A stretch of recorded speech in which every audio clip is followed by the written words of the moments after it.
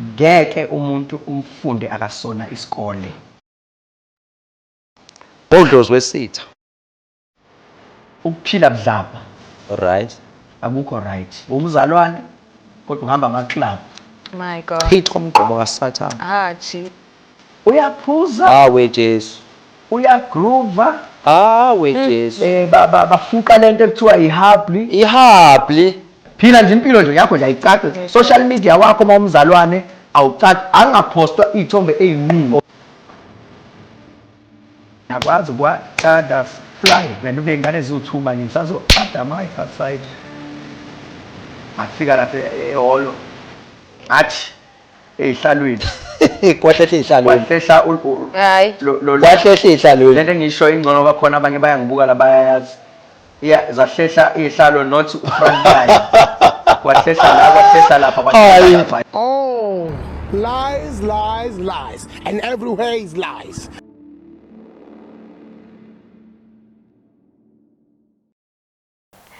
Sanibona ubukele emakhaya nguZimkhitha lothethayo, and this is Loud Note Unplugged Music. Namhlanje ke angihambi ngedwa, ngihamba no Jero ozo introduce our speaker for the day. Sisi. Bhuti. Sisi.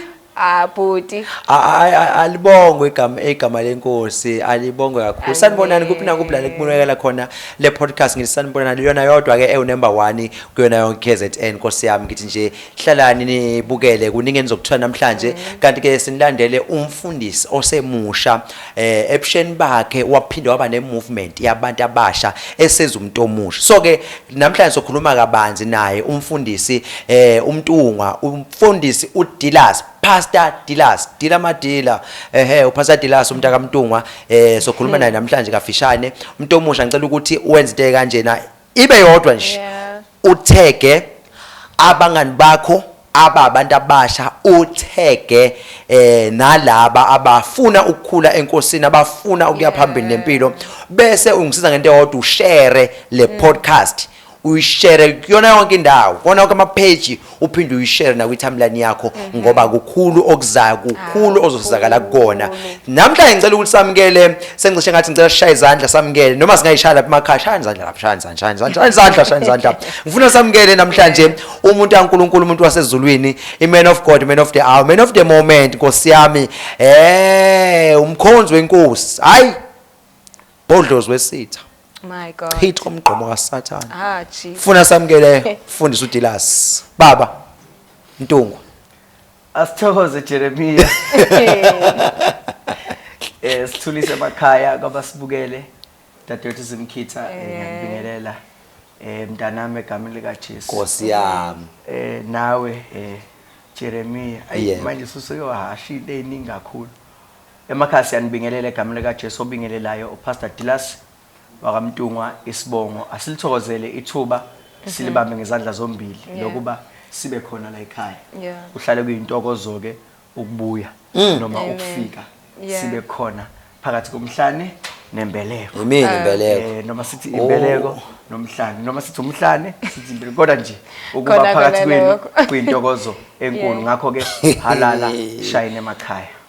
Mana mfundisi. Unjani? Mana. Umhlane lo. Imbeleko mina. Hayi. Shothi mobuka mina ubuka indwangu nje imbeleko. Jeremiah. Noma mina ngumhlane. Jeremiah. Ngiyakuzwa njalo. Cha kunento afuna ukuyisho. Yisho. Jeremiah. Ngicela nimuze. Ngicela ukuthi ayisho. Ngicela ukuthi nibuke uyamfundisa isho. Jeremiah. Iyamfundisa. Ngandi mntwana yakho. Sakwamukela umfundisi ka Loud Note. Amen. Kusho ukuthi kumnandikile ekhaya ngoba nje awupheli uyabuya.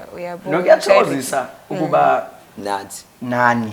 Okay. Nangenxa yomsebenzi nje eniwenzayo ojabulisayo omuhle. Okay. Ngiyacabanga nasesizweni sonkana. Kuyabathokozisa kulokho benibona njalo ngolesine eniqhamuka nezihloko ehlukahlukene nabantu abasemkhakheni ehlukahlukene.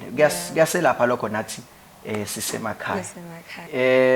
Kona kuuhambo ukufika kule ndima umuntu asekuyo manje yokubizwa ngomfundisi noma ukusebenza esikhundleni sobufundisi noma sobuholi.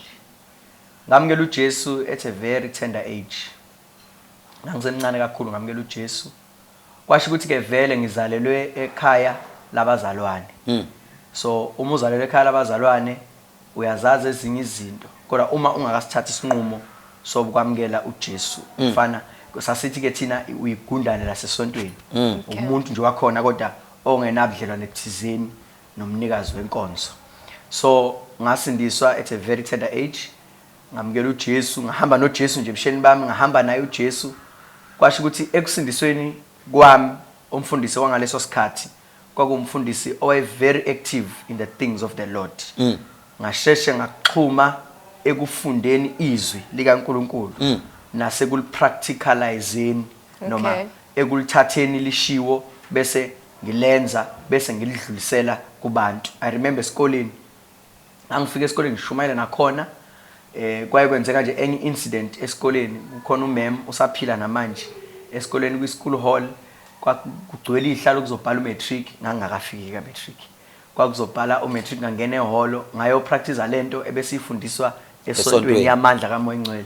Ngafika lapha eholo ngathi ehlalweni kwahlehla ihlalweni kwahlehla hayi kwahlehla ihlalweni lento engisho ingcono bakhona abanye bayangibuka la bayayazi zahlehla ihlalo not front line kwahlehla la kwahlehla lapha kwahlehla lapha ya kanti mem ngiyamthanda ubu nawo Facebook umile lapha ya eminyango uyangibuka nje ngabuyela esontweni ngaxoxela baba efundisi manje ngabaxoxa ukuthi hayi engathi kukhona into engekho right. Okay. Kanti mfundisi wahlehla izihlalo kanti esontweni sizoya eGreytown. Makufika eGreytown umfundisi ashumayela aqede bese ethi Dilas ozala mangiza kunomama onelamp esiswini avele athi angimthandazele mangimthandazela lo mama memeze athi isigaxa asekho kuleya area yaseGreytown bangibiza ngosigaxa.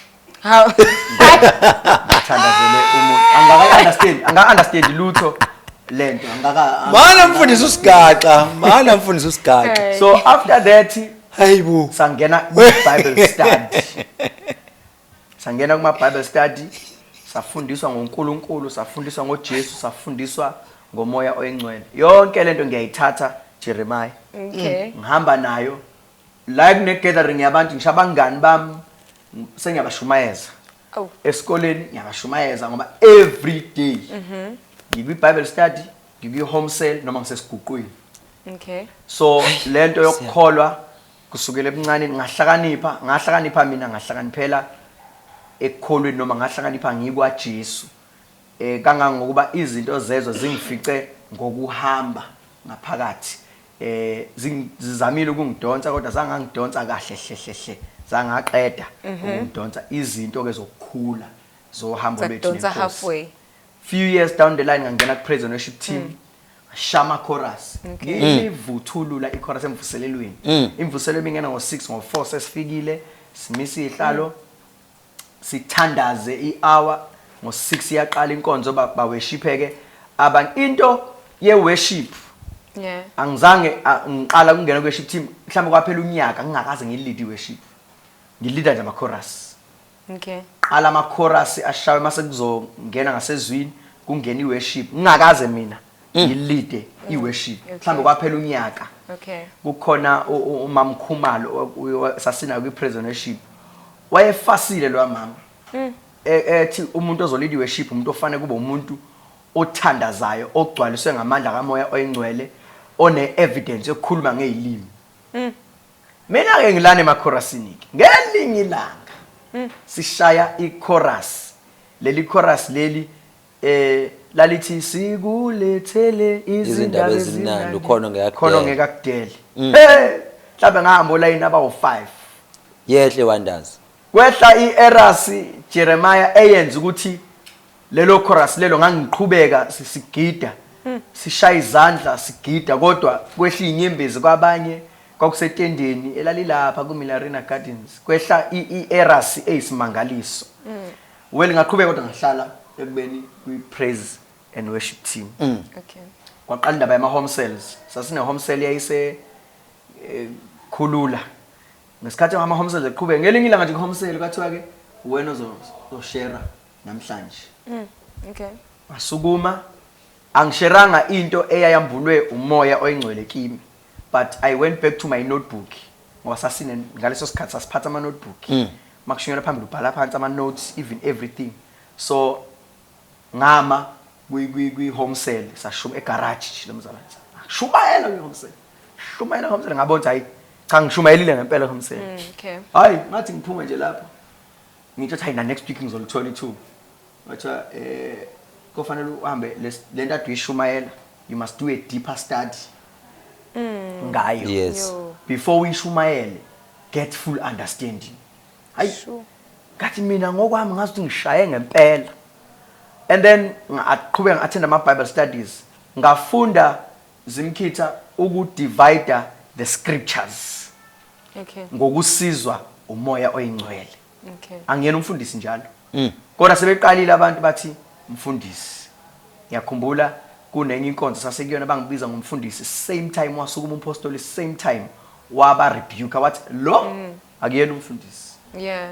akuyena nje umfundisi leli sonto akulona isonto lomdlalo elihambe lithatha nje whosoever kuthiwe use umfundisi uyayazi ke lento Jeremiah ngoba usemncane bakhona nawo abantu abakubiza Ngomfundisi, yes. ngenxa yokuthi uhlukile bafaneni Yes. basendaweni Yes. hey yangiphatha kabi leyo nto lokuthi hawu ngathi sengibizwa ngomfundisi asukuma ubaba athi angiyena umfundisi kugcwele sontweni athi akuyena umfundisi lo wangirebuka ngaphatheka kabi kodwa ngangalimala Okay. ngabona ukuthi hayi uyangikhulisa lo muntu this is what I should do let me stay on my lane All right. qhubeka ku-praise and worship ngaqhubeka ku-praise and worship ngahlabelela ngaqala ngangena ekubeni u-MC ngaba u-MC emshadweni ngaba u-MC emncwabeni back in the years mhlambe Jeremiah uzokhumbula ngangiwuDilas the MC Yes. back in the years about 2011 Yes, 2012 yes. ngangiwuDilas the MC ngoba hayi bandla ngangiwu-MC wayeshisa ikhotha Okay. lana ekubeni u-MC ngangithi mangisukuma ngizothola umuntu ngithi fa ngevesi 30 seconds ngibiza umuntu ngithi fa ngevesi ngibiza umuntu la ngalimbe ngcwabeni thizeni umfundisi thizeni Wathi kwafanele fa. afike emncwabeni wafona wathi hayi ujike khoneni lukuthi ngiwu-MC ngiphethe uhlelo lalo mncwabo hayi umfundisi lokho ethi ujike khona sekuyisikhathi sa word of God mina ngoba ngizwe ethi ujike khona kade eshilo ukuthi ujika kuleli khona ujika kuleli khona imlo ngithi ake sesiyezwini lenkosi asivule incwadi kaJohn 10 verse 10 ibandla engangikhonza kulona ngaleso sikhathi slogan sakhona kwakuJohn 10 verse 10 so kwakuyivesi la every day Okay. of our lives in the church hayi ngathi asingene ezwini lenkosi bazalwane ngashumayela ngalo John 10 verse 10 ngithi isela kalizi ngaphandle kokuba nokubhubhisa nokubulala kepha ngize ukuba babe nokuphila babe nakho Yeah. ngashumayela lapho Jeremiah mangiqeda ukushumayela lapho nganikeza omunye brother esasina ebandleni ukuthi enze i-altar call wayedlala i-keyboard ungumfundisi manje wayedlala i-keyboard wasuka lapho wabiza i-altar call wayengakabe umfundisi ngaleso sikhathi wabiza i-altar call uma sekuhamba indaba seziye esontweni ukuthi hey wangafika phela umfundisi emncwabeni kodwa abafana bakho wathi hayi cha umfundisi nawe usafuna ukuyibona lento ukuthi yini lengaka eyenzekile then ithuba lokushumayela lavuleka enkonzweni zabantu abasha kuma healing and deliverance services ngaqala ke ngashumayela lapha angakabe umfundisi kwaba ne conference eGreat Town bangifaka ohlelweni kwathiwa ngizoshumayela ngangiqala ukungena kwi-poster yasesontweni babhala bathi Pastor Dilas Ntungwa hayi Hey. hayibo Zanyuka kimi manje. sengumfundisi yini hayi Shine Lord. ngafika khona nakhona ngashumela ngangikhuluma ngo-God of all ngafika ngashumela ngo-God of all nganginama notes ke ngangifunda phansi into yami ngiyi-aligna kahle ngama notes then 2013 I went to Joburg ngafika eGoli nakhona to our church that esasifellowshipa nalo sahlanganyela nalo hayi yavela lento ukuthi lukhona ubizo la Okay. then ithuba ke laselinikezwa ke lokuthi shumayela khuleka bamba uhlelo kanjalo late ngeke ngisakwazi uqondanisa kahle iminyaka umuntu usehambile so nje emva kwalokho ke nganga ordained like kuthiwe kune ordination service. I was then appointed ukuthi njengomfundisi. Saqala nje ekomidini labasha yayazi into yasesontweni ukuthi akade uphethe abasha kade unabasha hayi awusekho manje kwabasha ngoba sewungene kwi-main. Uhambo lwami ke lwahamba kanjalo angikaze ngibe ne-ordination service la kuthiwa khona sikumisa umcimbi uqondene nami kuthiwe uyagcotshwa ugcotshelwa ubufundisi ngokohlelo lweinkonzo. Umfundisi ke okuyena wangikhulisa wayehlala echaza lento ethi ungajaha ukugcotshwa ugcotshelwe into osangenile kuyona ongakalwazi uhambo lwayo. Okay. Ngalihamba ke uhambo lami nenkosi up until this day. Into yami yokuba umfundisi angethiwanga igama lokuba umfundisi. Kwavela izithelo zoku nemvuselelo yabona maqalwa amabandla we are there nisela abazalwane ukubakhulisa ukuhlala nabo phansi during the day emva kwemvuselelo ukubafundisa ngohambo likaNkuluNkulu. Yabonakala lento ukuthi ngoba phela noma ubizo mhlambe ngazalwa nalo kodwa ukhona umuntu ofanele al-identify empilweni. Then my calling was identified, then ngaqala ngasebenza ke imisebenzi yobufundisi. Sengike ngaya bengise amasiteli ngiphethe umsebenzi khona. Yabona kuningi nala ngithunywa khona lapha ngithunywa lapha yana sebandleni makunama conference livele lo thuba lokushumayela. Yakhula kanjalo into yokuba umfundisi kuze kufike la umuntu esethatha khona izinqumo. Okay. Zohambo noNkulunkulu. Ngiyazi abanye bathi hawu sasimaze khonza lapha sakhonza lapha kanti kwenzakalani. Uhambo nohambo lomuntu luneyinselela zakhona.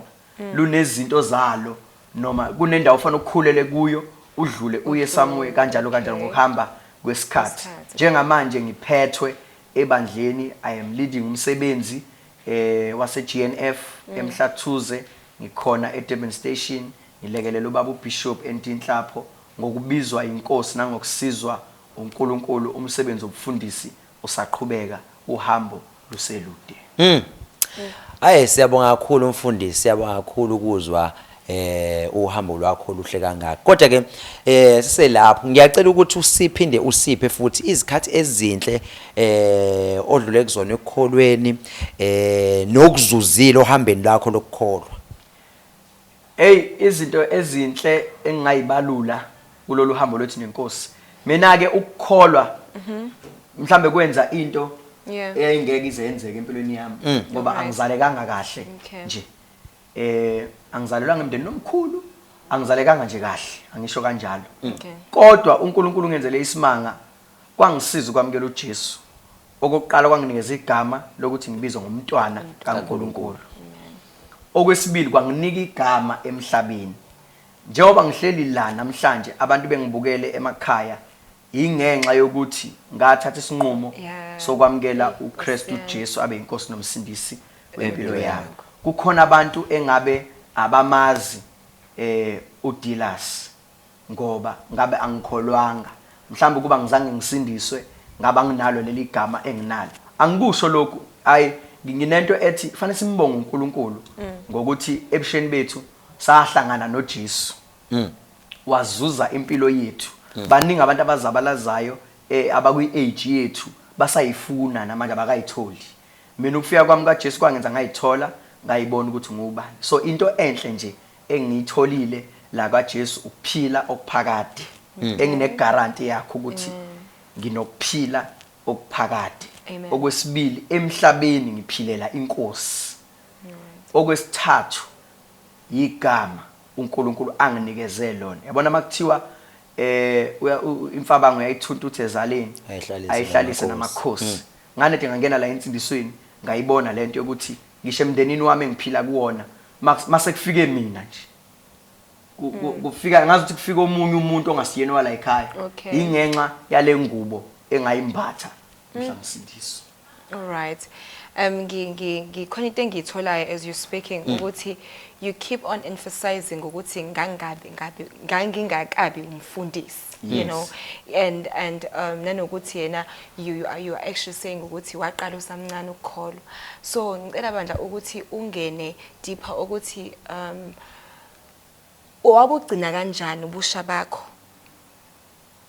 okanye ubugcina kanjani ubusha bakho as umuntu okholwayo ezinsizwa futhi ekholwayo?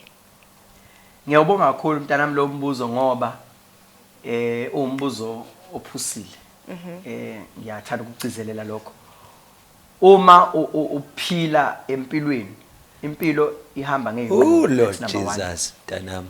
Bese unumber 2 akhona ukuthi eyinqumelo oyithathayo uyakwazi yini ukubekezelela ama consequences alezi inqumo oyithathayo. Zimkhithi mangibheka Jeremy ngiyinsizwa uyakwazi ukungibuka nje uqede nje. Ngiyinsizwa ebukekayo. Yeah. Sengisho ukuthi uyakwazi ukuthi mangibuka ungibuke bese uyaqeda. Uqeda no. Ngiyinsizwa nje awungibuki bese uthi ususamehlo masinyane cha uyangibuka nje uzuqede uyidelise. Shuthi ngiyinsizwa ebukekayo. Oh.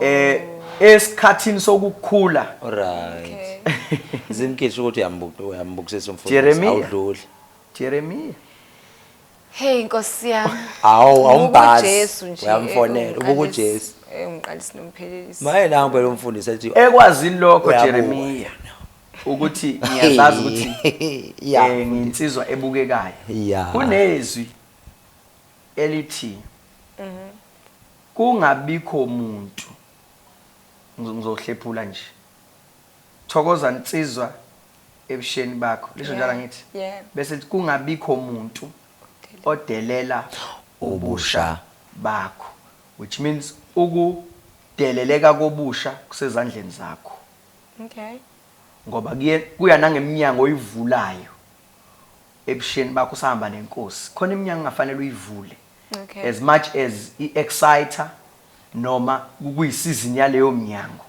Kodwa ukuze uyigcine in the right path with the Lord. Kuneminyango afanele uyivule. Bese kuba nezwi futhi elithi ukuzwana nababi konakalisa ukuyiphatha okuhle. Kusho the moment ula ngaphakathi bakhetha abantu ozwana nabo. Ngoba muzwana nabo kungayona lento oyiyona. Okay. Kuyenzeka kuyone ungaboni wena kodwa laba ababuka wena usahamba bayabona isiyonakele into yalomuntu. Engingathi ngikwazile ukuzigcina hayi ngamandla ami kodwa ngenxa yokulonda izwi likaNkuluNkulu nokwenza okwezwi likaNkuluNkulu. Nezimfundiso ke Zimkhitha kubalekile ukuthi musukholwa ube umuntu olalelayo nokhuzekayo nobonisekayo. As much as you can be gifted as a young person, but khona abantu abalihambe ngaphambili uhambo abakwazi ukuthi le ndlela osuyithatha iyona kodwa ngazi ukuthi iyaphuma esandleni. So kwangisiza nje ukulalela nokuthi ithuba lithi likhona ngilinda isikhathi salo noma ngilinda isikhathi sami ukuthi ngingene kulelo thuba lelo ngoba ithuba likhonela wonke umuntu but fanele uzibheke ukuthi usu fit enough ukungena kulelo thuba. Bakhona amathuba akhona la kaMsindisi esithi masowabamba kanti isikhathi sethu asikakafiki aze asilimaze lawo mathuba emahle enjalo kodwa agcine esekulimazile. So engingakusho ukuthi ukugcina izwi kwangisiza nokulalela nokukhuzeka nokuhlonipha nje. Hayi. Kezwakala mfundisi ngendlela emangalisayo. Manje ke yini ekugcina uthokozile ekholweni? Into engigcina ngithokozile nje ekukholweni mhlambe ama activities angaphakathi enkonzweni noma angicela lo mbuzo ekugcina nje ekugcina uthokozile wena ke njengomfundisi lapha ekukholweni noma ngithi lapha ensindisweni.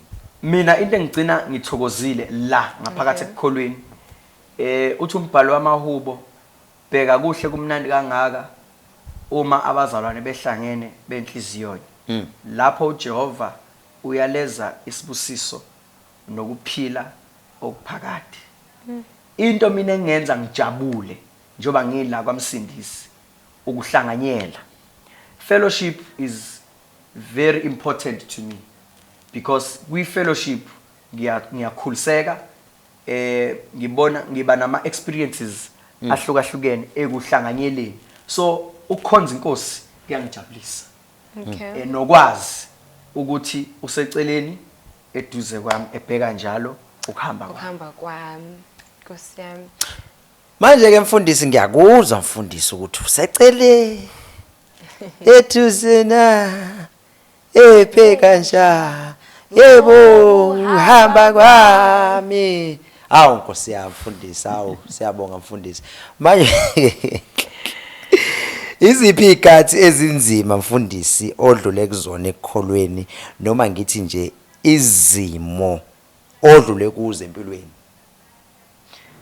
Hey, weJeremiya. Yebo wemfundisi.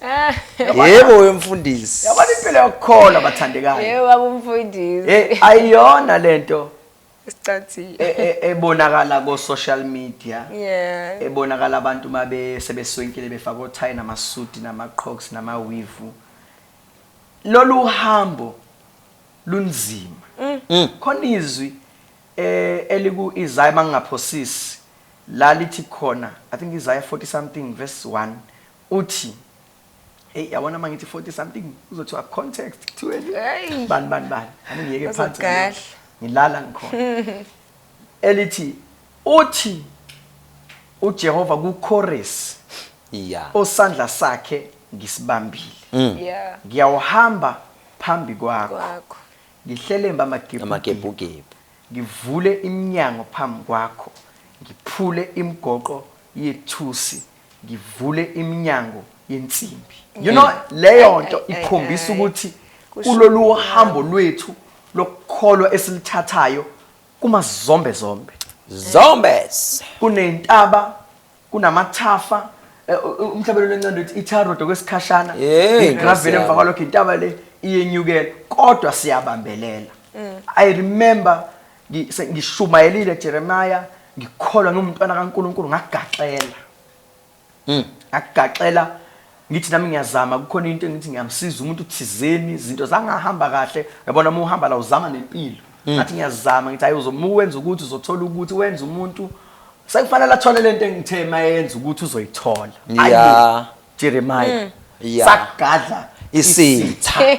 Waphuma ephepheni nini? yaphuma indaba yaputshula indaba ngathi ngithi ngiyayinqanda indaba ngithi ngiyayibamba indaba ngithi ayi kuzolunga waphula ukutshela umthandekayo nendaba wayiphosa ngabe yathi ngiyangena ama phone calls ngabe yathi how eredwini ngathi ayibo ngabe ngiyathenge khona yathi va ku Facebook yathi va ku Twitter yathi va ku social media. Hayi mengcweni. Ngaleso sikhathi angikholwa ngathoba zimkhitha ngathotshiswa kulolu hambo lokukholwa yafika inkunzumalanga yento eyangenza ngathoba kwafanele manje ngithule phambi kwabantu ngingasho lutho ngoma uvela phambi kwabantu kuvela lesigemegeme qala to a level yokuthi ngafika la ngithi khona uma ukuthi ngempela umuntu uyavivinywa la uthi ngiyophuma Yo.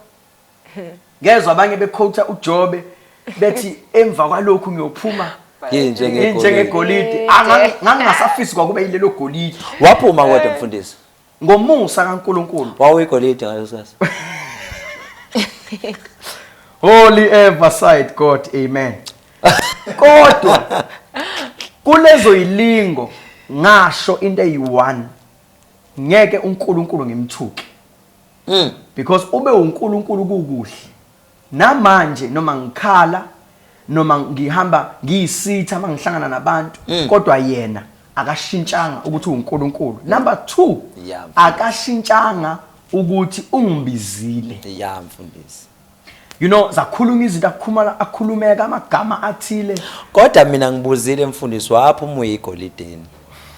Uzoza ukuthi ngaphuma nginjani. After leyo nto ngabuka uhambo lami ukuthi okay man. Kulolu uhambo bathi abashumela kangcono phambi kwethu there are trials and tribulations. Yeah. But we shall conquer. And I was able to conquer ngokungabaleki. Khona izinto engafanele uyibalekele. Ekufanele ume ubhekane nazo ngqo. Ukuthi lesi isimo sami ekufanele ngilwe ngize nginqobe. Kodwa ngaqonda into eyodwa kubona konke. Jeremiah Umuntu kaNkulunkulu. ukuthi isimo nesimo ongena kusona. Yes. Abanye bathi usukuqoqa ubufakazi. Okay. Ngiyakubona lokho futhi angiphikisi. Kodwa ngifuna ukuthi isimo nesimo ohambeni lwakho ongena kusona. Okay. Kukhona ozokufunda kuso. Esinye isimo sisuke sizokuphakamisa. Esinye isimo sisuke sizokwakha esinye sisuke sizoqeda ngawo kubiza ukuthi uqaphele wazi Okay. ukuthi kulolu uhambe ngilihambayo akuzi ama nice times kuphela kuningi mina engidlule kukhona nokuthi uthi ushumayeza abantu bengayikholwa into eshoyo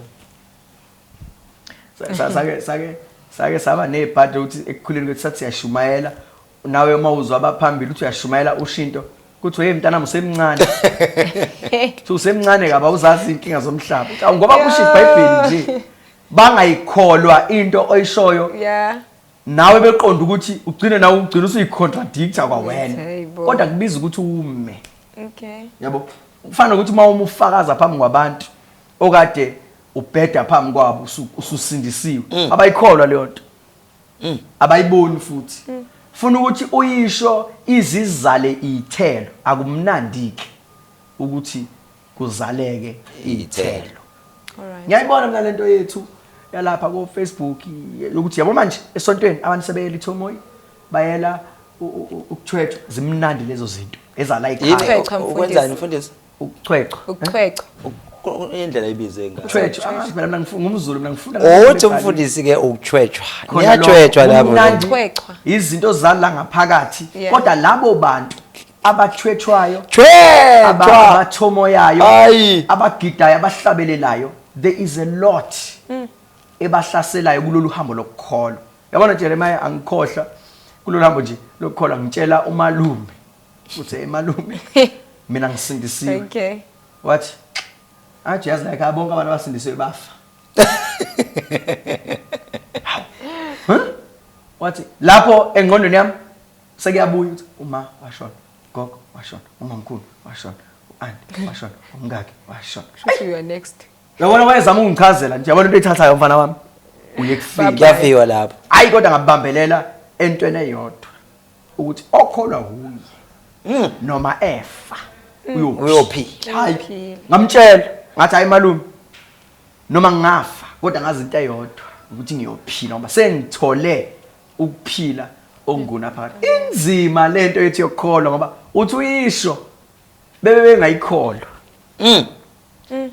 kuthi unamanga kuthiwa yikho lento esho sazobani nje bakubalele abantu abebevele bengene ngopotsho nakuyona lento bengamamukelanga uJesu phela kuthi iBhayibheli bonke abamamukelayo wabapha amandla okuba babize sila sihamba ngamandla siyadlubulundela la asambi ngengqondo yethu nangokuthanda kwethu ngiyamdabukela mina umuntu othi usindisiwe bese ethi kumnandi akunazimpi kumnandi nje ubuthe hayi awukafiki khona mfundisi amen ulahlekelwe yini empilweni ama opportunities yeah Okay. I've lost quite a number of opportunities amanye ngenxa yokuthi ngisindisiwe ngiyakholwa there are other platforms abemahle futhi abengangiphilisa kahle kodwa uma ngikuveza ukuthi ngiyumntwana kaNkuluNkulu ngisindisiwe kulezi zinto kule platform evulekayo khona izinto ezi against my belief lo mnyango uvaleke Sure. but there are other opportunities ekwakufanele angiphuthe Aphuthe, yeah. ngoba in the long run ngibonile ukuthi hayi ukuba ngayithatha le opportunity manje ngabe sengistakhela Okay. so empilweni sengengalahlekelwa imali sengengalahlekelwa izinto eziphathekayo ezithengwe ngemali ezinye ngobudedengu bami ezinye ngobudedengu baleli verse elithi ukuzwana nababi konakalisa ukuyiphatha Kuhle. kulo along lelo verse kwaba ne wonders zaduka zalahleka ezinye izinto kodwa ngithanda into eyodwa ekulahlekeni kwazo uNkulunkulu is a God of restoration thanda ungathandi mayethi ngiyabuyisa iminyaka edliwe isikhonyana yabuya nakho hayibo kanti yabuya sikuphi la Yabuya. We at. Kanti sikuphi la hayi zimkini Mfundisi eziphi inqumo ofisa ngaba uzithatha ngempilweni? ha ngake ngaba nento yentshisekelo yabona muhlala nabantu abadumile ungadumanga wena Jeremiah hlala nabantu abadumile ngadumanga wena ungaziwa kodwa uzazi ukuthi uphethe iwi enamandla hayi nganquma ukuthi yazi ukuthini Iwi enamandla ukuyiphakamisa lami into yami ngoba ngiyabona labantu ukuthi into yabo iphezulu hayi kwaba ungena nje kephi mob ethile yiphi lo mob siyadalula lapha khuluma mfundisi esixukwini esithile yebo mangingena esixukwini esithile kanti isixuku esinokhakhayi oluthambile bazongizwa abantu mangingena nje phakathi kwabo ayi zaphenduka mangithi ngiyangena kulomnyango uthi we lo uhamba nobani hawu we lo uhamba nobani kathi hawu kade bengamukela nje laba kade ngiphila nabo kwaba nama invitations anqamuka sidididi kwaba nabantu who don't take my calls anymore hayibo then I had to do khona into esho ngesingisi incorrect mangilisho kabili igama elithi introspection. Okay. I sat down with myself ngabala ukuthi ngesikhathi bengakafika obani kwakunje banede bafika kwaba nje ngathi hayi imini enganquma kabi ngokungena la angiphume la wahlehla waphuma mangihlehla hawu ngasiphula leso sinqumo leso thuani ngas default noma ngenzani kodwa nje ngasinqamula sona. After that things went back to mal up until where I am today. All right, okay. Ikuphi ofisa ngaba ungakushintsha ngempilo yakho? Okumayelana nani? Nje ungakushintsha nje empilweni yakho. Mfundisi, uthi yabona ke lokho. If you were just given a chance ukuthi nje change something about your life. Uthi yabona lo ngakushintsha nalo ngakushintsha. Anginayo into engingafisa ukuyishintsha ukuthi ngiyishintshe ngempilo yami. Ngikholelwa ukuthi lokho engiyikhona noma nalokho engisazoba yikho kuyiplan kaNkuluNkulu. Engingafisa ukuthi kungenzeki. Ukuthi ngiphume ecebweni likaNkuluNkulu ngempilo yami. Ngoba mangase kuthiwa ngisho ukuthi ngingashintsha ini mhlawumbe ngingathi ngingafisa into engeke yenzeke ngingafisa ukuregaina isikhathi esangilahlekela ngesikhathi sokuba buthuntu kwengqondo umuntu ephume ngena ekholo. Hayi ngiyakuzwa mfundisi. Manje mfundisi ke nangu umuntu omusha ohlelo lalelo obukayo njengamanje le podcast ukukhuluma naye umqwashise noma umnike umhlahlandlela ungathini kuyena? Into ebalekile ngempilo inqumo. Ngiyajabula ukuthi lemibuzo kade niyibuza khona la. Umuntu omusha owamukela uJesu wasindiswa akuba 90 engifuna ukuyigcizela kakhulu. Uma usukholwa phenduka. Okay. Ngoba ukuya esontweni akusikhona ukukholwa lokho. Yamukela uJesu, mamukela uJesu wasindiswa kodwa phenduka ezintweni zakho zobubi obuzenza. Ushiye indlela embi ungena endleleni kaJesu. Bese uqikelela abangani. Uqikelele imfundiso ze ezizovumela izinto esazi kahle ukuthi yebo khona ezweni ngaphandle zivumelekile kodwa kuthina la ngaphakathi zehlisa isithunzi somuntu omusha. Okay. Kukhona izinto esingathi masiyayibheka eBhayibhelini singayitholi ukuthi kuthiwa sizenze noma singazenzi. Kodwa mawusuyibuka kahle nje ohambeni lwakho nenkosi ukuthi awukwazi phela ukuthi kuthiwe sihlukana nezwe lokona bese uthatha izinto zezwe lokona uzozenza sewula ngaphakathi. Makubhalwa ilist yezoni nawe ula ngaphakathi ubalwe nabantu bezwe. Nkosi yami sigcine sinto. Impilo yomuntu omusha ifanele ihluke empilweni yabantu abasha abangakholwa. Ngoba thina sisohambweni la nenkosi. Khona into esiyiyeka iage isivumela ukuthi sizenze. Ngenxa yesithunzi sokukholwa. Okwesibili kunemikhuba yasebusheni. Wonke umuntu omusha afuna ukukhalakatheka kuyona. Ungabalandela abantu. Mhlawumbe mfundisi mungathi 1 2 mhlawumbe balembili noma nje 3 ungathi yiplay.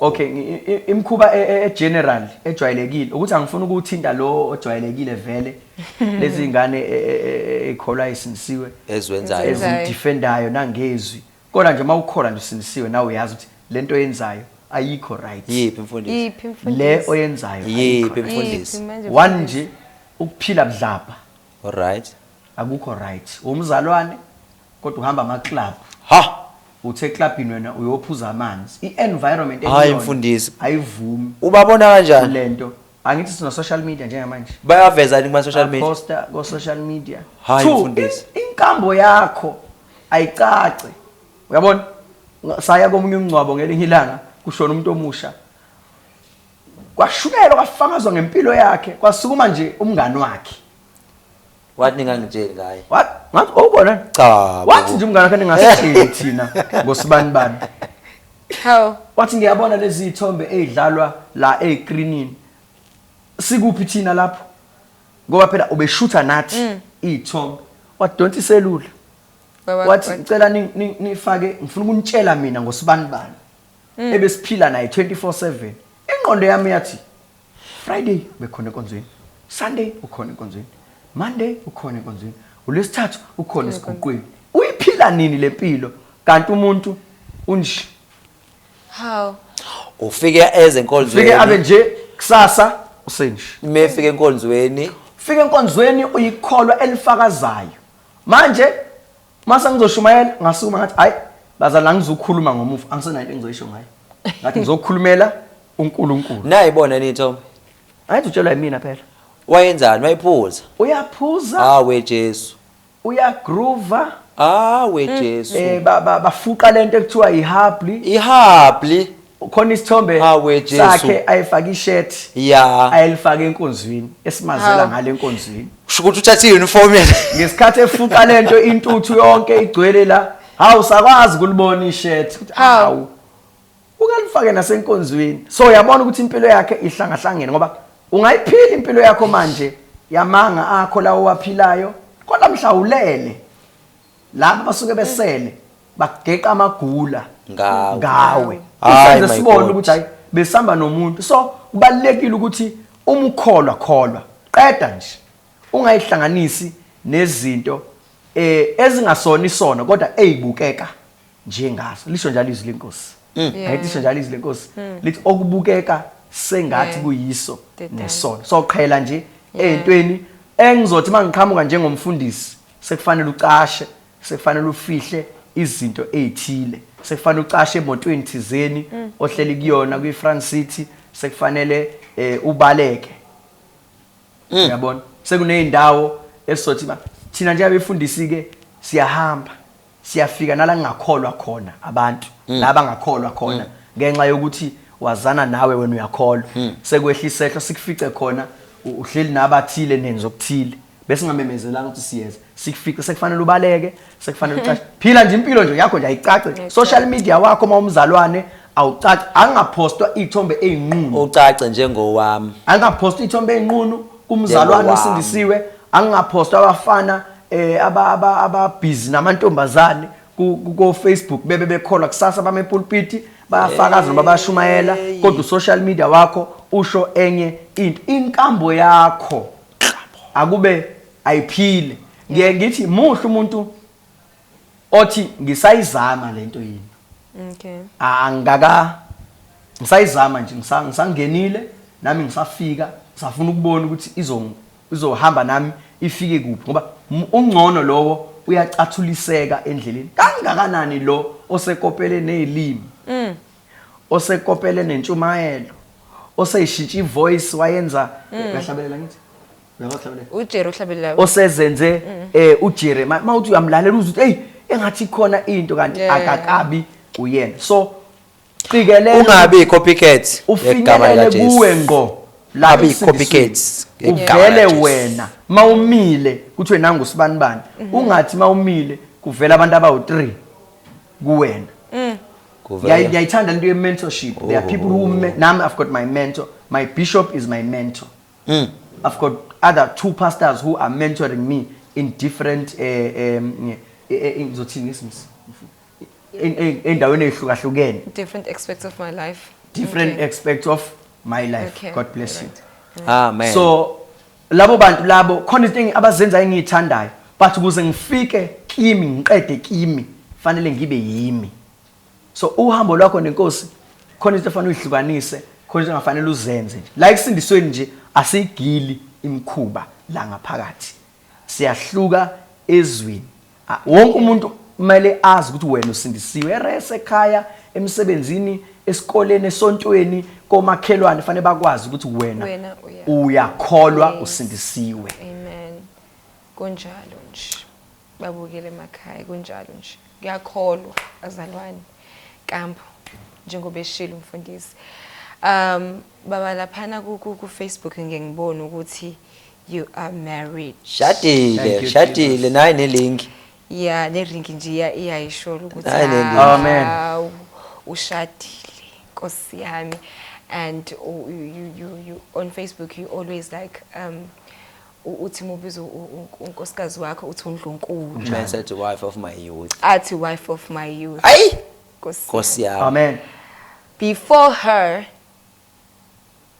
kwakhona yini la endleleni la emhlamba angivele ngidla emhlamba sinjeni iyinde khona yini oke wamhera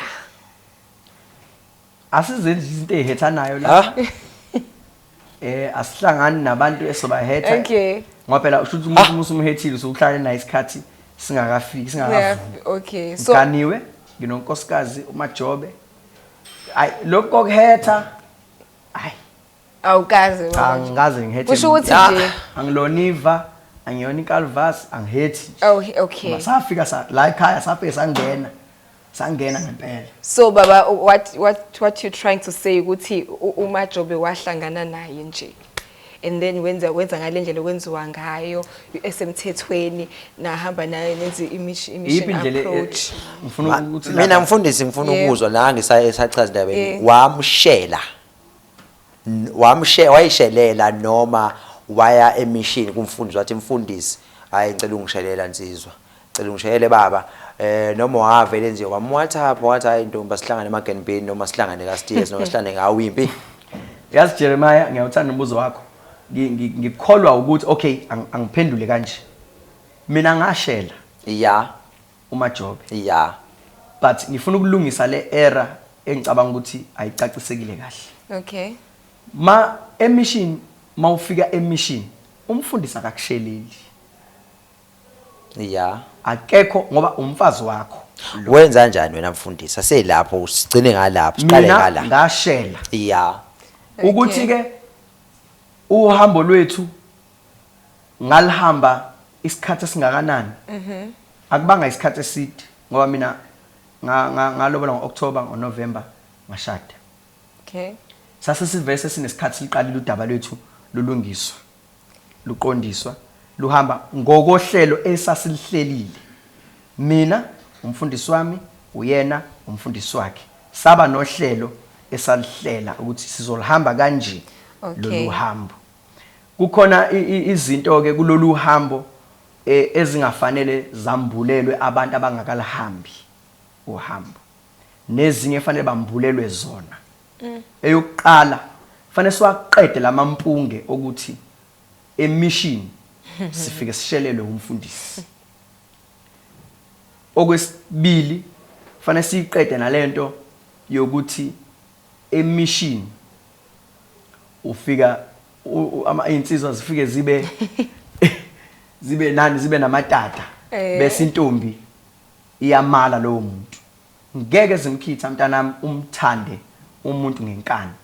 Bese osisi bayeke into yokuthi athi ezwa kahle ukuthi angimfuni lo bhuti.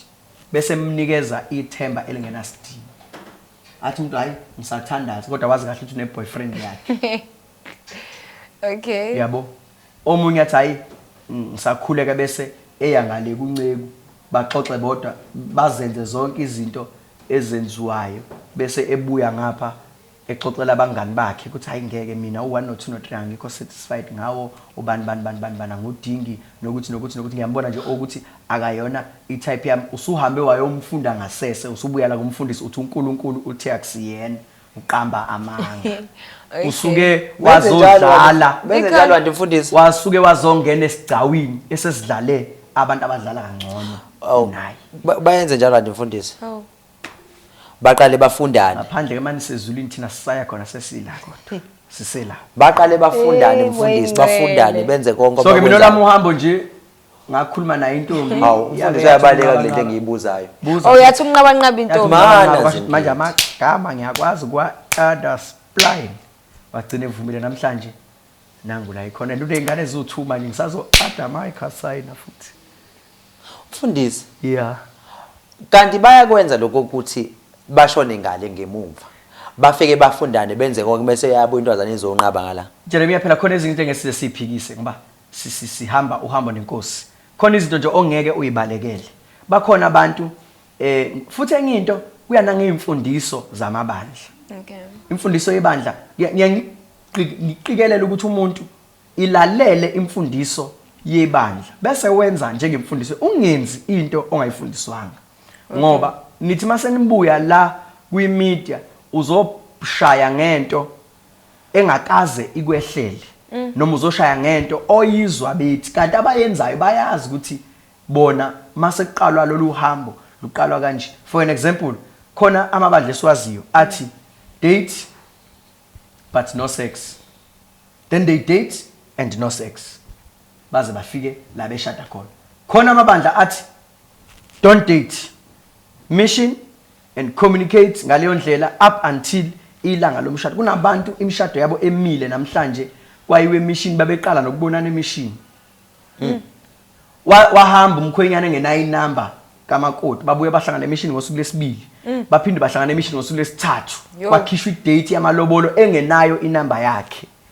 kwafonelwa kubo kathi wabayeza mhla kulotsholwa ngalelo langa kwayima ethola inamba yentombi ngalelo langa so indlela yabo yohambo leyo bese kuba khona abanye abayibonana nakhona lapha ko West Street bayivumela baqede bese bethi ayike ngoba siyakholwa udaba lwethu silisa kumfundisi luye umfundisi avuma bezintombi kuhlalwe phansi ba-act lo um-actor wakhona ukuthi angathi abazani kodwa kugcine kukuhle kumnandi bashade namhlanje bahleli kahle futhi bese kuba khona abasuke ngempela beyiqale ngento yabo bethi hayi ngoba sengasuke ngalimala kakhulu ezweni ngadlala abafana mangadlala amantombazane ezweni so sengicabanga ukuthi kulento esho ngiyayivumela kodwa ngicela ungiphi ithuba lokuthi ngikubone ngikwazi ukuthi unhloboni yomuntu i-mistake eyenziwa ilesi sizukulwane samanje ukwazi umuntu ngeke umuntu umfunde akasona isikole umuntu akayona incwadi futhi umuntu akayona iseries oyibuka ku Netflix umuntu waziwa umuntu uhlulwa uNkulunkulu so kulolu hambo ke lomshado ziningi indlela ezihanjwayo ezinye zigcina zikwenza mina ngithi enza into eright nengeke ikuphoxe kusasa ngoba mase ushade noSibanibani thina sisazi uSibanibani asimkhohlwa yebo khona phela akusenjalo kodwa asizukumkhohlwa ngoba uqale wamveza wahamba phambili wamveza la sathi uyena kanti mhlambe akaqonde kushada mase kufika ushada washiya la wathatha ngala mhlambe ngelinye ilanga siyobuya sixoxe nje indaba yohambo lwasemshadweni ngelinye ilanga so ke amen. Hey ke mfundisi siyabonga ukuba nawe la ohlelweni baba you spoke so many things. Amen. Yeah and sifundile kakhulu. Ungam advisor uthini umbukeli nje emakhaya?